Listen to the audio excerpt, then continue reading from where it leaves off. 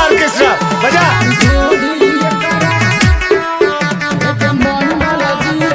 Music by Amit Tiwari.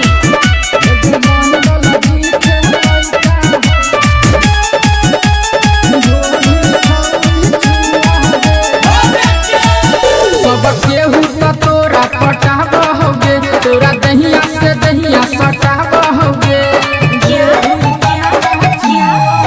सब केहू त तोरा पटाब होगे, तोरा दहिया से दहिया सटाब होगे। आगे इहो कहो छुई के हमारा मुँह दे।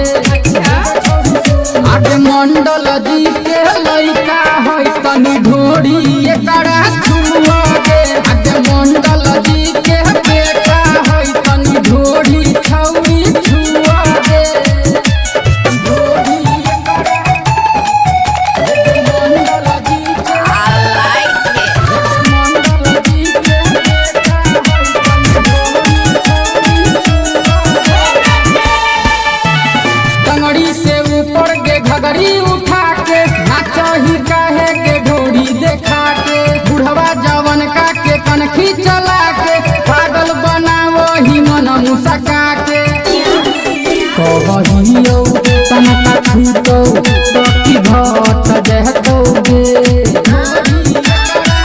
कहहियो तनका छूटो सखी भट देहतोगे। ई त लइका होइ छुअला बिना हर जेतै।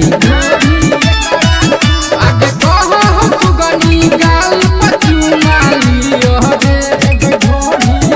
आगे मंडल जी के लइका होइ तनी ढोरी एकरा छुआ दे। आगे मंडल जी के बेटा होइ तनी ढोरी छौरी छुआ दे। ढोरी एकरा मंडल जी के मंडल जी के बेटा होइ तनी